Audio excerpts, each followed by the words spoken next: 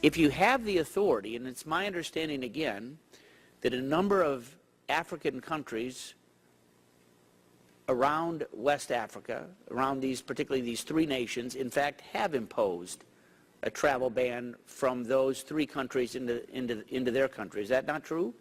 I don't know the details of the restrictions. There are some restrictions. It's my understanding that they've said no, and including even Jamaica, as I read in the press earlier this week, has issued a travel ban from folks coming from West Africa. You aware of that? I don't know the details of what other countries have done. I know.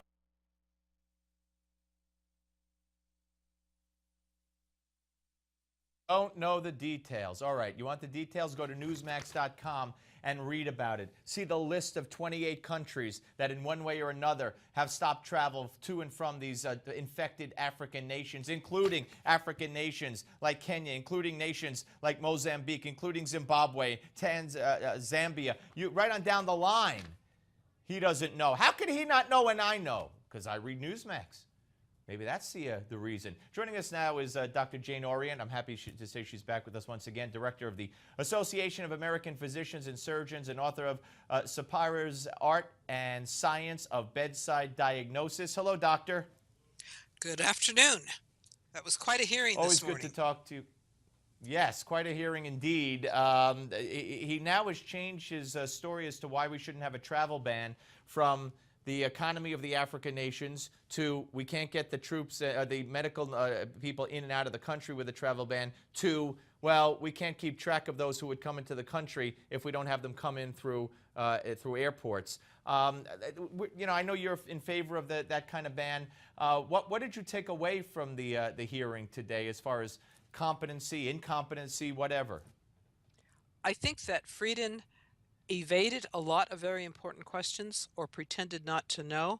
Certainly he evaded, despite really intense questioning, whether the White House was telling him that they were not going to do a ban, whether he had had any communication with the White House, whether the CDC was going to recommend a restriction in travel.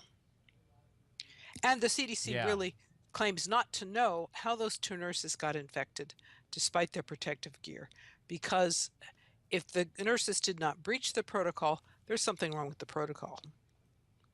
Yeah, I mean, could you explain to me real quick here how the other day on Megyn Kelly, he said he would go into a room with an Ebola patient to treat them without being fully covered on the head. And I saw one of these nurses, I don't know from where, on CNN saying she had 3 gloves on, but her whole neck was exposed. What is going on here with these people? If you look at Dr. Frieden's picture in West Africa, his neck was certainly covered. His whole body was covered, and I understand he was about to be doused with a concentrated solution of chlorine bleach. So he's more concerned about himself than others, possibly? That certainly looks that way, doesn't it? Of course, maybe he could say Doctor, the risk was higher. Do you think they know what they're doing? Do you think they know what they're doing? Does he know what he's doing? I mean, this is a guy who wanted soda banned 16 ounces or more in New York City because it was a health threat. This is a guy who says you can't pass by someone in the street even once smoking a cigarette because it's a health hazard. Does he know what he's doing here with this? That's a good question, and I don't think you can really answer it. Maybe he knows what he's doing, and that's exactly what he wants to do.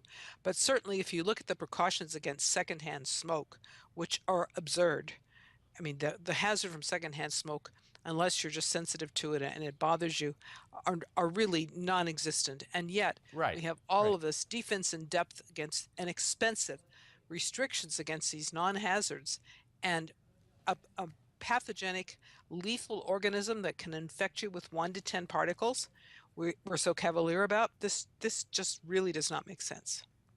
All right, you were quoted, you talked about this with me a week ago, but you've made some other statements recently. Where are we on droplets? Explain droplets, how they could possibly infect someone with Ebola. Is that airborne you're talking about?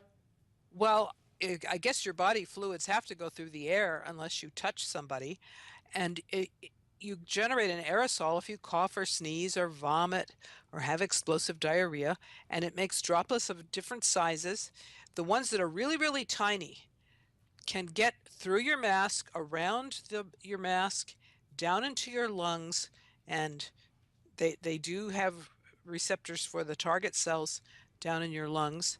And the question I think they're relying on is that the virus does not survive being dried down to a particle of that size. But there's experimental evidence that it can survive for as long as 90 minutes on one of those. So it is nuclei. transmittable. It is transmittable through the air. It is transmittable through the air, in your opinion, right now? Theoretically, it certainly is. So we cannot rule it out. Epidemiologically, if you look at how people got the Ebola, it does not seem to be very important.